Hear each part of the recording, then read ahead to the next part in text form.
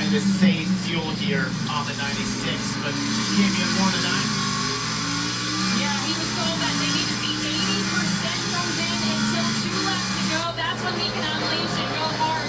So Shane Vegas are being told to save as much as he can. 80% is all they want to see for the next 2 laps, and then open it up and go as hard for the last lap. This is just 80%. I just want to see it. We don't know if this is it. I just want to see it. Can't wait till it gets up. Talk about a Saturday afternoon drive through wine country. Just go out, ease your way around. Build up a lead of almost 5 seconds. Take further sweat. Get up to the third stage. We talked in the pre-race that I was disappointed from San Diego. And we referenced driving angry. I feel like right now it's all joy behind the wheel of number 9. Taylor Martinez will be happy about what he's doing.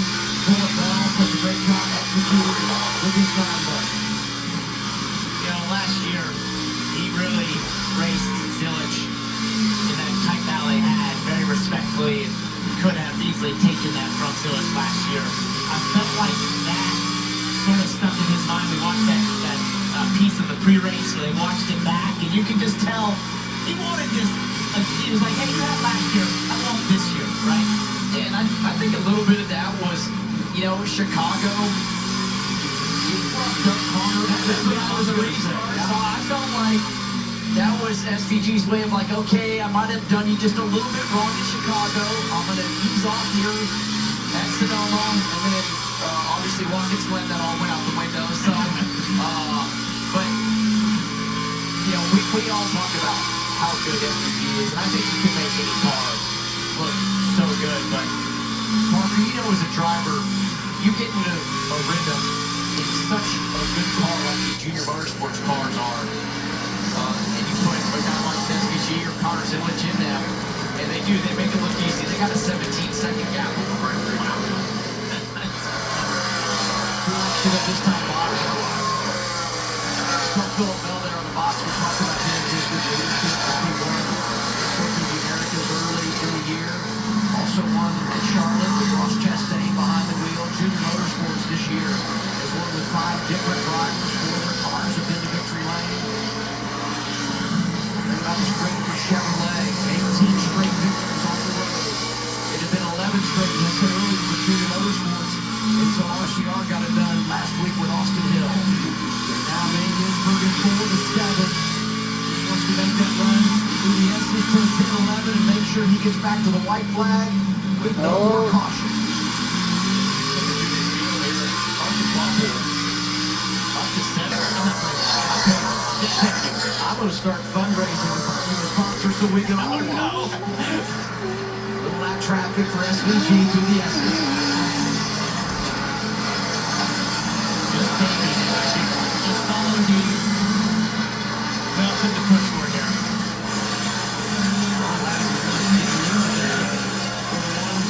Of strategy.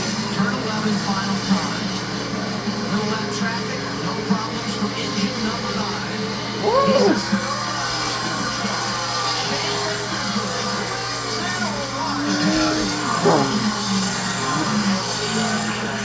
Thank you. SVG, baby. Thank you. What a great job. What just happened? Watch that white car, 20 of Bowman on the inside, gets loose. Daniel Dye just feels him up there, Trevor. Said, I've got to give him some more room. Yeah, Daniel had to know he's pretty close to his door in the center of the corner, which the air off of that car on the 24 is taking the air away from the spoiler of that 20. Gonna make him loose, so Daniel recognizes that, tries to rock the track, just barely catches the left rear. Save on the 20 Bowman. He and Dye getting into it. Laney Pice takes advantage in the 77 as she moves up into second place. Pice has run 3 races, has finished 5th in all 3 this season. Good early move by Andy J. up to the 6th spot, getting by Bowman. There's Landon S. Huffman, the 9 car on the outside of Bowman. I think Bowman's really loose right now. Yeah, and I love that shot, though. You can see these cars bouncing around. We talked about the bumps at this place. It's been 7 years since we last raced here, so these bumps have gotten even worse. You'll watch here, the 20 of Bowman's going to bounce around as he goes through turn 3. With Gavin Bochelle right on his bumper trying to wrap that white line. So it's Bowman, the points leader in the 20. Trying to get that car underneath him after early contact with the 24 and die. Annunziata leads his third straight race in which he has led. He did not lead in the first 8 races of the year. Lady Bice doing a nice job right now running in the second position. No surprise, Laney Bice has been really strong this year in the 3 races that she's run for PRG. Outstanding. I mentioned top 5 in all 3. This is her 4th start of the season. Hoffman will be fun to watch there. Just talked about him in the open. He runs 7th. There's Bice running 2nd after starting 4th.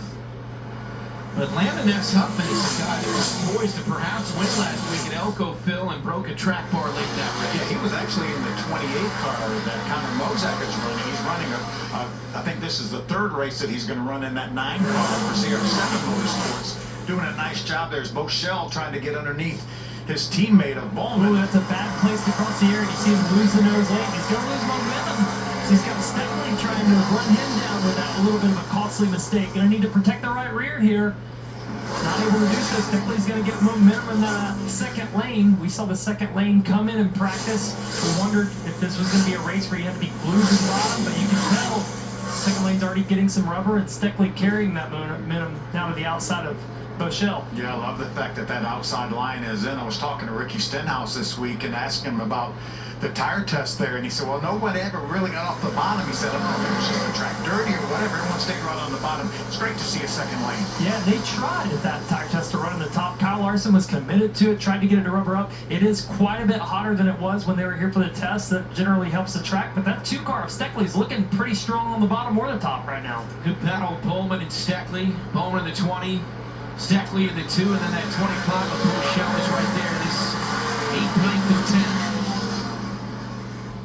See Bochelle now, he saw the 2 Kyle Steckley get by him. He's going to move up to that second group. A little rougher in the second group through 3 and